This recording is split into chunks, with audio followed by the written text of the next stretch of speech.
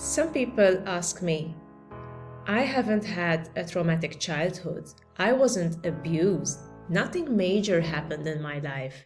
So why do I have chronic mind-body pain? I don't fit the profile. In answer to all of these questions, with no exception, we always find out that this person has indeed undergone some form of trauma or distressing experience. And today, I'd like to discuss the small t trauma, what we call small t trauma, which refers to traumatic experiences or long-term situations that have negatively affected the individual, even though they're not obviously big T trauma, even though when you think about them, you think that it was no big deal maybe.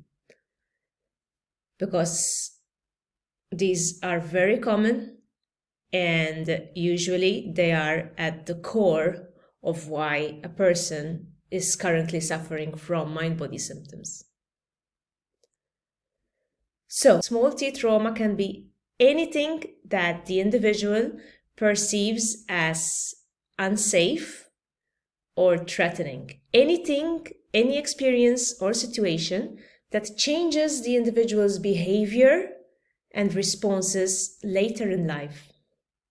So, for example, to start with myself, I grew up in a nice family. My parents were very loving. We were financially okay. There were never any financial worries. My parents weren't alcoholics. My aunts and uncles didn't really abuse me. So why was I prone to developing anxiety and later also mind-body syndrome? And so I had to do some digging. And eventually, of course, with therapy and other work, it became clear. So as a child, let's say since when I could understand, I was verbally criticized over the long term continuously by my step-grandmother. I never used to think much of it. Of course, I knew that I felt really bad and shamed when I was around my grandmother, but as a child, whenever you are criticized, you tend to think that somehow it's still your fault. Something is kind of wrong with you. Something about you is inadequate. And I can notice that I grew up with this feeling of feeling inadequate as such. And it took me years to connect the dots of why I was feeling this way. Besides that, I had also some experiences with school bullying. Again, which might have been related or not related to my other relationship with my grandmother, because of course one situation sometimes leads to another. If you feel insecure somehow at home or around certain people, other people will pick up on this insecurity, and as kids, of course, that makes you more prone to bullying.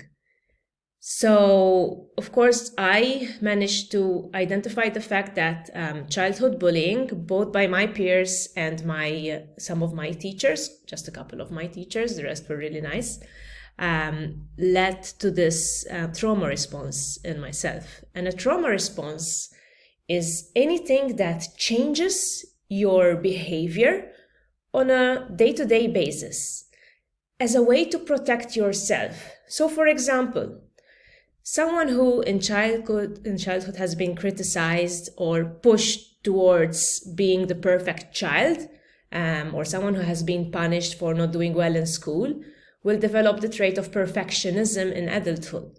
So this person is not born a perfectionist. This is very important to understand.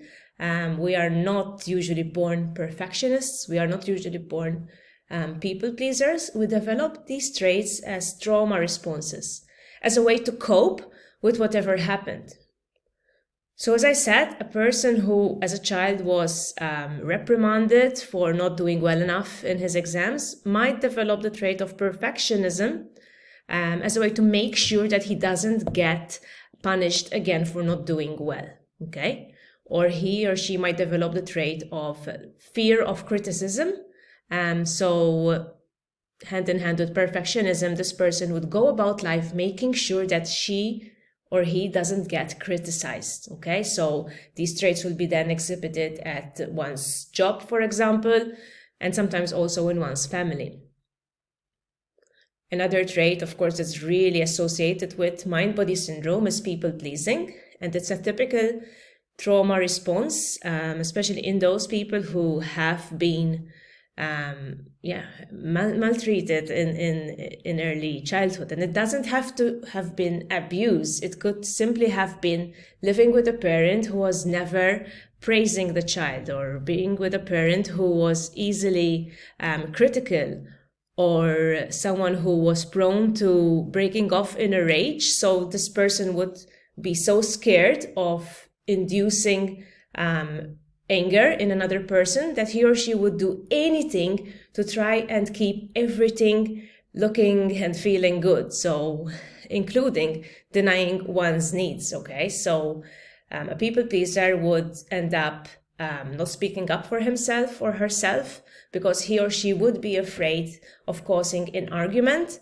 And because of what happened in childhood when maybe she spoke up or she was behaving like her true self and that caused an outrage, she just wants to avoid that at all costs. And this happens unconsciously. You don't go about thinking, oh, when I was 4 years old, my father broke up in such a rage and I was shamed in front of all of my cousins and that felt really bad. So I must make sure that the same doesn't happen with my husband now. No, you don't go about thinking about this consciously. But this is actually what's happening as a response. Your people-pleasing behavior is a trauma response, whatever has happened, and it's trying to protect you from a similar event happening, really. And since this video is more dedicated to small t trauma, I'm gonna get a little bit clearer on that, and I'm gonna give you a few more examples, because one common thing I notice is that some individuals who haven't had any like obvious traumatic event or like abuse or the loss of a parent or abandonment, they might be at a loss as to finding out why they behave in a certain way. Why are they anxious? Why do they have actually physical symptoms as a result of this anxiety? So I'm just gonna give a few more examples. So small t trauma can include anything from being shamed in class as a child, especially being stuck with a teacher who picks on you. So if this happens in the long term, it's going to have a bigger effect on you. Such as my case, I used to see my grandmother every week from when I was like, from as long as I remember, up till the age of like 14. So it's something that you're either exposed to long term or an event that you perceive as highly threatening, like an attack towards you, such as, for example, a teacher or a parent breaking out in anger when you feel that it wasn't really your fault or when you've been incorrectly blamed for something. Small t trauma can also be when your needs weren't fully met as a child or even as an adult. So, for example, if you had a parent who wasn't emotionally available to you, so a parent who did all the right things but wasn't emotionally available. So whenever you felt bad and you tried to tell, for example, your mother that things were not okay, she would just say something like, oh, get over it, or forget about it, or, these things happen, or these things are normal, you shouldn't make a fuss. So being constantly exposed to this kind of thinking makes you prone to believing that there's actually something wrong with you. Okay, so that's another thing to think about. Having had a very demanding parent, okay, as in the previous example, so if your parents expected you to do really well or had certain expectations of you, you might exhibit certain traits later in life, such as perfectionism. on the contrary, you might also rebel and exhibit other kind of traits. So, of course, everyone responds differently to trauma in a way that the individual perceives to be the most protective, right? What else? So I think those are the most common examples, okay? So verbal abuse, especially in the long term, emotional unavailability, okay, by one or more parents or caregivers, being treated unjustly for being yourself. For example, let's say being reprimanded for, being energetic, or being told that like you're too much just because you're an energetic child and you just want to play. Being made to feel in general that something is not okay with you, especially in childhood, can lead to these trauma responses to be developed later in life as an adaptation, as a way for our brains to try and protect us. And this changes our behaviors. It affects our relationships with other people. It also leads us to not really being ourselves with other people, because if we're not able to be authentic and genuine with other people, we're actually doing them a disservice, because we're not, showing that we're not being who we are. We're not being honest in a way, even though that's being done with a good intention. So I encourage you to have a really good look at your childhood, at any experiences that you can remember, because they were impactful, because they were distressing at the time, they were upsetting. And think about how those events might have affected or changed your beliefs, how they might have led you to make certain choices, how they may have led you to react in certain ways, reactions which you feel may have been out of proportion. So think about that, because we all carry around our small t traumas, and when we're not conscious of them, we have no idea how they're affecting our lives. And the thing with chronic pain is that we might be okay if things are stable with our little small traumas. We might be functioning okay and coping. But when things escalate, when there's extra stress and pressure added into your life, I don't know, because you start a new job and you really need to perform well, or because you have a child and then you have this extra responsibility, or something happens, right? Because of these past small t trauma, we are unable to be resilient enough, and there's a greater buildup of anxiety, of fear responses in certain situations.